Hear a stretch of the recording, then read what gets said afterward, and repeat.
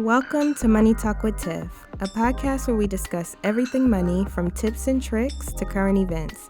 Follow me on my journey to become debt-free and meet other cool people along the way. I am your host, Tiffany Grant. Now let's talk money. Hey everyone, so welcome to another episode of Money Talk with Tiff. Now, on this episode, I don't have any guests.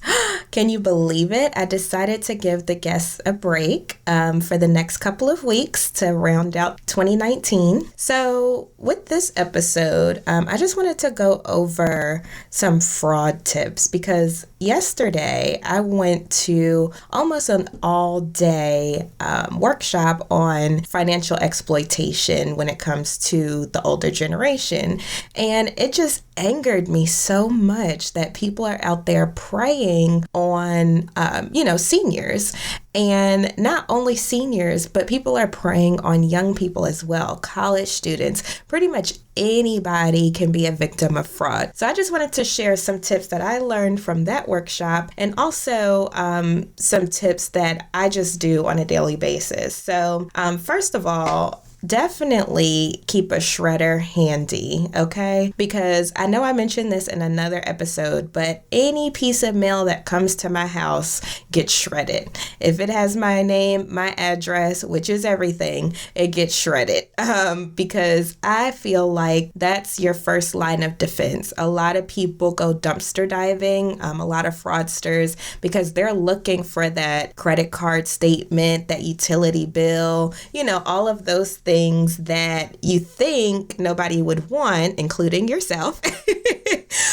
But there's people out there waiting for that information. So definitely shred. Now, if you don't have a shredder in your house, look for community events where they will let you bring your documents and shred them. I know here locally in Greensboro, they happen quite often. So another thing that I do is I freeze my credit report. Now, I think I talked about this on another episode, but I never did a blog post or a podcast episode on how to do that. So definitely look for that.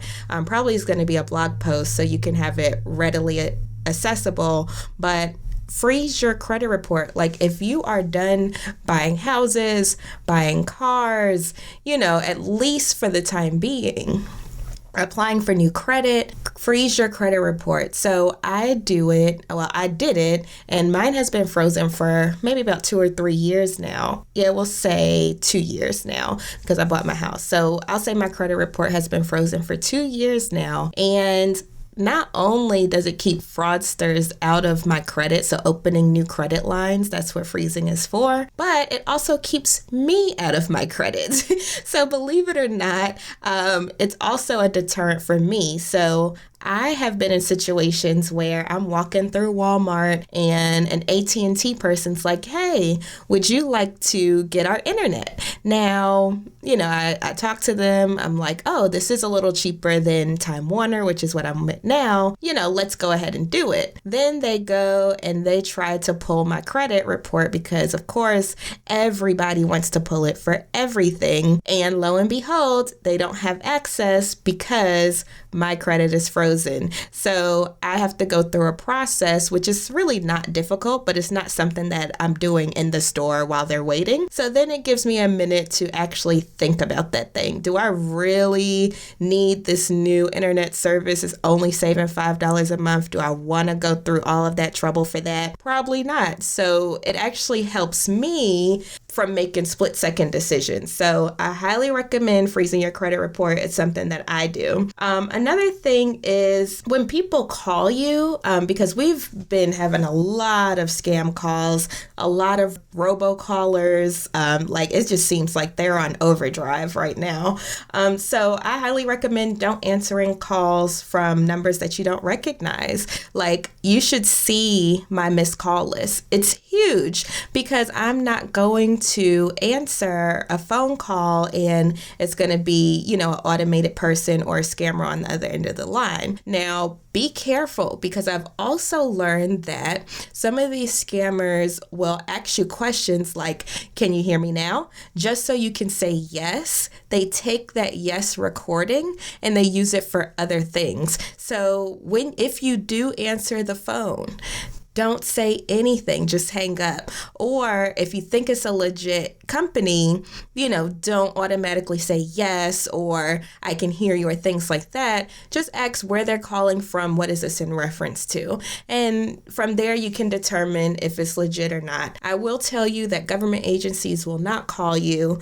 So the IRS will not call you. They send letters, which I learned yesterday that fraudsters are getting creative with that as well. So they're sending letters to people that look just like the IRS letters. So you can't even be safe with the whole letter thing anymore. So it's crazy out here.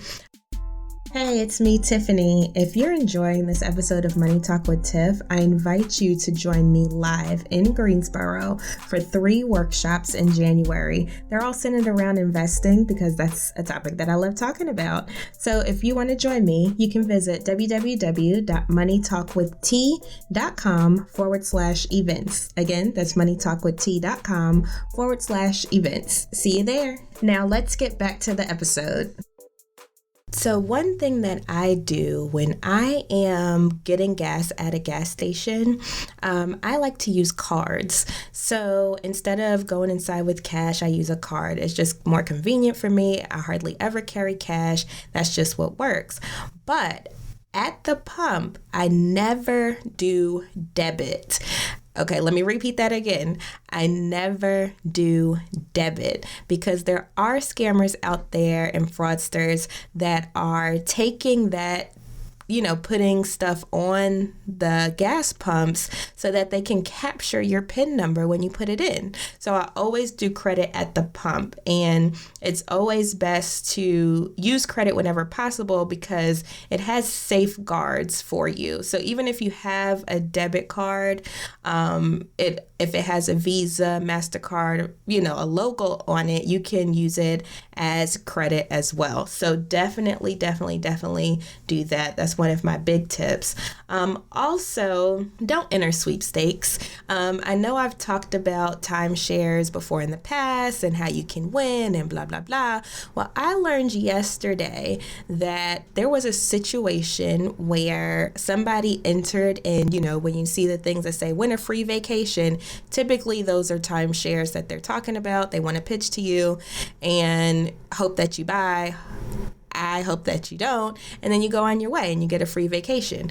But I learned yesterday that not only does the timeshare company take your information, they give it out to other people. So the lady that was speaking yesterday had an example where her husband went and put his information in like, oh yeah, we can win a free vacation. And then the call started. All of the robocallers, all of the scam calls, all of those started because now they had that information. So don't really enter in the sweepstakes. If it's too good to be true, it probably is. That goes without saying, but definitely watch out for that. Also, be careful with who you give your social security number to. Now, you may be saying, well, Tiffany, that's common sense, but fraudsters and scammers are getting very creative with how they're asking for that information. A lot of times, like for instance, you might see a work from home opportunity and they're like, hey, I need your social so we can pay you as an employee. You should be skeptical of that. Now, granted, I've worked for a legit work at home company, but I vetted them tooth and nail, and I still didn't even believe it when I got the job. I had to see the payment and everything go through for me to realize that this is, yes, legit. So I highly recommend vetting any work at home opportunities. A good website that I like to use is ratracerebellion.com. They're a really good resource for legit work from home opportunities. All the ones that I've seen on there thus far far have been legit. But like I said, don't quote me because I don't check it every day. But they do have some legit work at home opportunities. So I highly recommend that. I would say be wary of public Wi-Fi. And I know this goes without saying, but when you're on a public Wi-Fi connection, let's say at your local Starbucks, at Barnes and Nobles, McDonald's, everywhere has public Wi-Fi now. But guess what? Scammers can be there with you, and they can log into the system and get the information that you're trying to transmit back and forth via the internet. It's crazy, but it's true. And I know a lot of people do a lot of work at these cafes and things, but please try not to do, stuff where you have to put in credit card information and, socials and things like that. Try to be on a private Wi-Fi for that type of stuff. Only use the public Wi-Fi to do basic searches and things of that nature, because people are out there waiting for this information, waiting for you to do that. Another thing is watch what you share on social media. So if you know anything about Money Talk with Tiff, I'm very active on social media. I mean, I post multiple times a day on multiple different platforms, and I love it.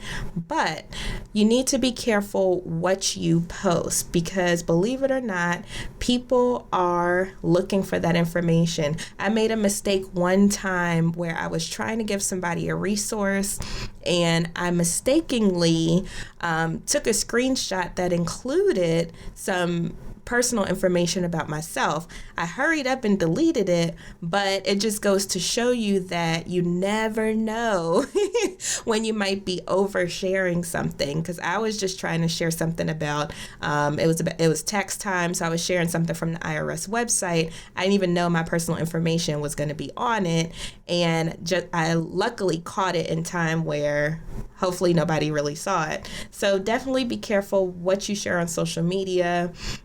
You never want to share your phone number, your home address, payment information, things like that. If somebody wants to DM me about something, I'm like, hey, send your email via DM. Don't send it on, public social media, because you never know who might take that email address and send you something and you think it's me, but it's not. It's somebody else that's just trying to get your information, or you think it's a company and it's not. They're just trying to get your information. I've actually had a lot of that going on with Apple spoofs. So, my son, he downloads a lot of games and stuff on his iPad, and sometimes when he downloads a game, I'll get an email and it'll say, hey, we detected fraud activity. This is the game that was downloaded. Is this you? Blah, blah, blah. And see, what I do is I expand that email address to see if it's really Apple sending me that email,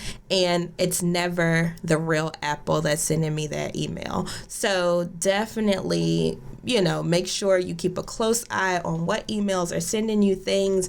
It could look like somebody you know. It could look like a company that you use. It could look like somebody that you're trying to get help from. Just make sure you're extra careful with that. Let's see. Also, most of my stuff I do electronically. So I do electronic statements. I do electronic payments. And a lot of times that's more secure than doing paper now, because like I said, we have people that are diving in dumpsters, people that are going through mailboxes. So the days of sending in checks, via mail, the days of getting your statements via mail, those days are really numbered, because people are out there trying to get access to that hard copy information. And usually companies have secure platforms where you can put that information in and get that information securely. But also, you got to be careful with that, because we've had how many breaches this year and last year? One of the main ones being the Equifax breach. So, it's really difficult, but try to stay alert. There's people out here that are preying on you and preying on everyone around you, and we just got to make sure we take care of ourselves. So with that, I know I have so many more tips, but I think those are good to start with, and I will see you next week. I'll have another solo episode, and thank you for listening. Thank you for listening to the Money Talk with Tiff podcast. For free resources and materials, head over to moneytalkwitht.com. And while you're there, why not sign up for our newsletter so you'll never miss an episode? Talk to you soon.